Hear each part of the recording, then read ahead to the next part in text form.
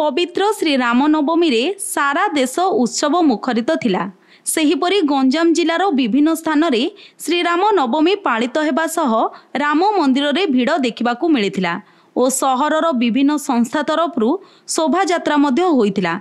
एथिसहित सोरडार जय श्री राम युवक संघ तरफरु एक विशाल शोभायात्रा शशिभूषण छक निकटरू बाहरी आड़प मंडप रथ छक गणी छक देई पाइक साही और सारुआ साही रे प्रभु श्री रघुनाथଙ୍କ मंदिर निकटरे पहुंची सेठारे मर्यादा पुरुष प्रभु रामचंद्र को पूजा अर्चना करी ठाकुरଙ୍କ पाखरे 108 आरती दर्शन करी पुणी सहर अभिमुखे परिक्रमा करिथिला।